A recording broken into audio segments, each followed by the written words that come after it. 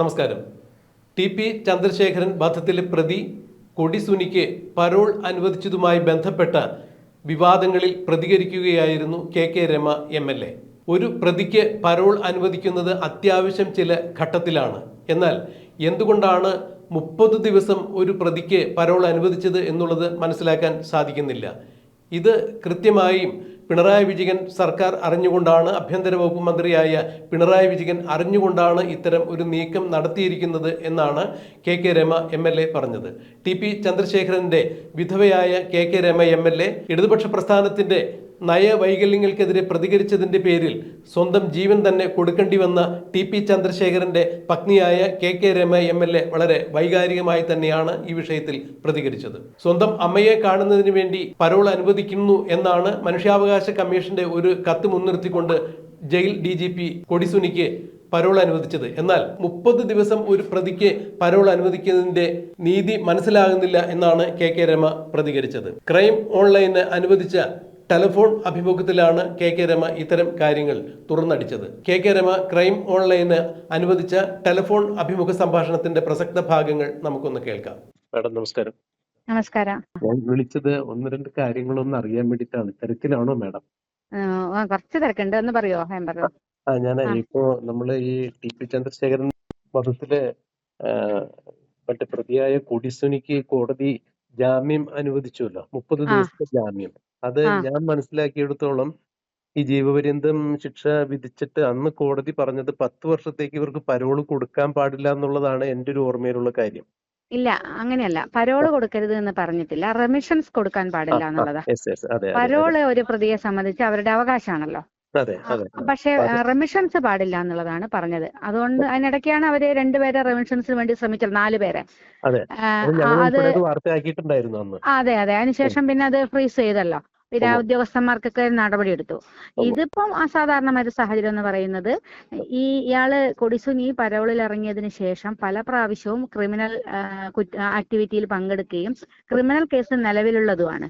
അപ്പൊ അതുകൊണ്ട് അത്തരം ഒരു പ്രതിക്ക് വീണ്ടും 30 ദിവസത്തെ പരോൾ ഏത് നിയമത്തിന്റെ അടിസ്ഥാനത്തിലാണ് കൊടുത്തത് എന്നുള്ളതാണ്. അത് DGPക്ക് എങ്ങനെയാണ് അത് കൊടുക്കാൻ സാധിക്കുക? ഏത് നിയമത്തിന്റെ ബലത്തിലാണ് DGP അത് കൊടുത്തത്? അതാണ് ഇവിടുത്തെ പ്രധാന. അതെ. അല്ല, അത് തീർച്ചയായിട്ടും DGP നിയന്ത്രിക്കുന്നത് ആഭ്യന്തര വകുപ്പാണല്ലോ. ആഭ്യന്തര വകുപ്പിന്റെ സമ്മതമില്ലാതെ, പ്രത്യേകിച്ചും ഇതുപോലെ സെൻസിറ്റീവായ ഒരു കേസിൽ ഒരു പ്രതിക്ക്, ഒരു കൊലയാളിക്ക് ഇരട്ട ജീവപര്യന്തം തടവിന് ശിക്ഷിച്ച, പല പ്രാവശ്യം പരോളിൽ ഇറങ്ങിയിട്ട് ക്രിമിനൽ കുറ്റ ആക്ടിവിറ്റി, ഇതിപ്പോ പ്രൊഡക്ഷൻ വാറന്റ് ഉൾപ്പെടെയുള്ള ഒരു കുറ്റവാളിയാണ്. അപ്പൊ അങ്ങനെ ഒരാൾക്ക് 30 ദിവസം പരോൾ എന്ന് പറയുന്നത് അത് അത്ഭുതപ്പെടുത്തുന്നതാണ്, അസാധാരണമായതുമാണ്. അതാണ് ഇവിടുത്തെ വിഷയം. അതെ, മാത്രമല്ല ഇപ്പൊ കണ്ണൂരിനെ സംബന്ധിച്ചിടത്തോളം രാഷ്ട്രീയമായിട്ട് ഒത്തിരി വിവാദങ്ങൾ നടക്കുന്ന ഒരു സമയം കൂടിയാണ്. PPTVയെ സംബന്ധിച്ചിടത്തോളം ഒക്കെ ഉണ്ടായിരിക്കുന്ന വിഷയങ്ങൾ നവീൻ ബാബുവിന്റെ മരണവുമായിട്ട് ബന്ധപ്പെട്ട് CPM തന്നെ പ്രതിക്കൂട്ടിലായിരിക്കുന്നു. ഇന്ന് പുതിയൊരു സ്റ്റേറ്റ്മെന്റ് കൂടി വന്നിട്ടുണ്ട്. അതായത് ടി.പി. ചന്ദ്രശേഖരൻ വധക്കേസിൽ ഒരു പ്രതിയുടെ വീട് താമസത്തിന് P. ജയരാജനും MP ജയരാജനും PPTVയും എത്തിയെന്നുള്ളതാണ് ഇപ്പൊ നാം മനസ്സിലാക്കുന്നത്. ആണോ? ഏത് പ്രതിയുടെ? ഒരു ശ്രീജിത്ത് എന്നോ എന്ത് പറഞ്ഞിട്ടൊരു അങ്ങനെ ഒരു ആള്. അതാണ് ഇപ്പൊ ലേറ്റസ്റ്റ് ന്യൂസിൽ വന്നിരിക്കുന്നത്. വി.ഡി. സതീശന്റെ, ബഹുമാനപ്പെട്ട പ്രതിപക്ഷ നേതാവ് വി.ഡി. സതീശന്റെ പത്രസമ്മേളനത്തില് അതിനെ കുറിച്ച് പറയുന്നുണ്ട്. അതിപ്പോ മാധ്യമങ്ങൾ ഇപ്പൊ അത് വാർത്തയാക്കിയിട്ടുണ്ട്.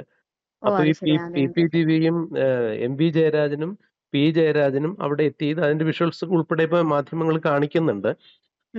ഇപ്പൊ P. ജയരാജൻ അതിനൊരു കൊടിസുനിക്ക് ജാമ്യം കിട്ടിയതിൽ അഭിനന്ദിച്ചുകൊണ്ട് ഒരു പോസ്റ്റ് വിട്ടിട്ടുണ്ട്, FB പോസ്റ്റ് വിട്ടിട്ടുണ്ട്.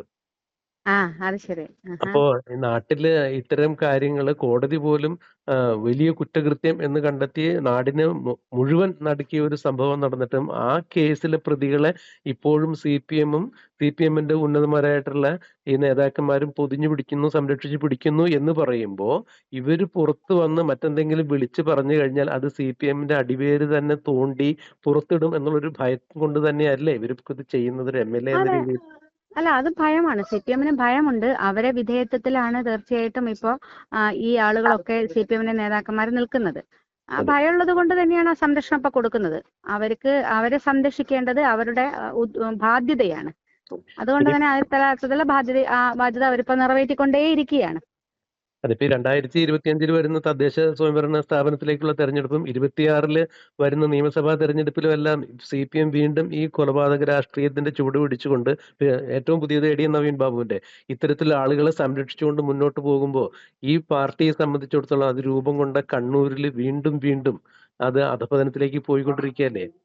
അന്ന് TP ചന്ദ്രശേഖരൻ എന്തിനു വേണ്ടി പോരാടിയോ അത് ഇപ്പോഴും കണ്ണൂർ പോലുള്ള സ്ഥലത്ത് രാഷ്ട്രീയത്തിന്റെ നിലപാടുകൾ അതേപടി തന്നെ നിലനിൽക്കുകയല്ലേ. TP ഉയർത്തിയ എല്ലാ കാര്യങ്ങളും CPM-നെതിരെ ഉയർത്തിയ കാര്യങ്ങൾ അതേ അർത്ഥത്തിൽ തന്നെ ഇപ്പോഴും നിലനിൽക്കുകയല്ലേ. അല്ല, അതുകൊണ്ടാണല്ലോ ആ പാർട്ടി പ്രതിരോധത്തിലാകുന്ന പാർട്ടി തീർച്ചയായും പഴയ പാർട്ടി അല്ലല്ലോ ഇപ്പോഴത്തെ പാർട്ടി. അണികൾക്ക് മുഴുവൻ അതിനെതിരെ വരികയും പലയിടങ്ങളിലും വിമത ശബ്ദങ്ങൾ ഉണ്ടാകുകയും പരസ്യമായി പുറത്തിറങ്ങി പ്രകടനം നടത്തുകയും പാലക്കാടൊക്കെ വളരെ പരസ്യമായിട്ട് നമ്മൾ കണ്ടുകൊണ്ടിരിക്കുകയാണ്. പല സമ്മേളനങ്ങളിലും അത് പ്രത്യക്ഷമായി തന്നെ പുറത്തു വരികയാണ്. അപ്പൊ CPM എന്ന പാർട്ടി പഴയ പാർട്ടി അത് അവസാനിച്ചു എന്നത് തന്നെയാണ്. ഇപ്പൊ ഈ ക്രിമിനൽ സംഘത്തിനോട് കൂട്ടുപിടിക്കാൻ സാധാരണ പാർട്ടികൾക്ക് താല്പര്യമില്ല. അതുകൊണ്ട് തന്നെ അതിന്റെ അന്ത്യത്തിലേക്ക് തന്നെയാണ് അത് കടക്കുന്നത്.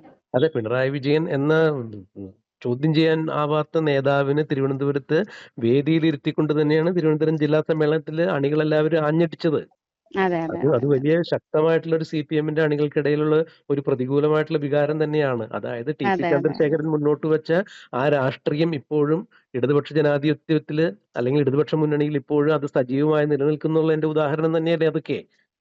അതെ, തീർച്ചയായിട്ടും അന്ന് ഉയർത്തിയ പ്രശ്നങ്ങളൊക്കെ അതേപടി നിലനിൽക്കുന്നു. ആ രാഷ്ട്രീയം ഏറ്റവും പ്രസക്തമായിട്ട് മുന്നോട്ട് പോകുന്നു എന്നുള്ളത് തന്നെയാണ് നിലവിലുള്ള ഒരു സാഹചര്യം.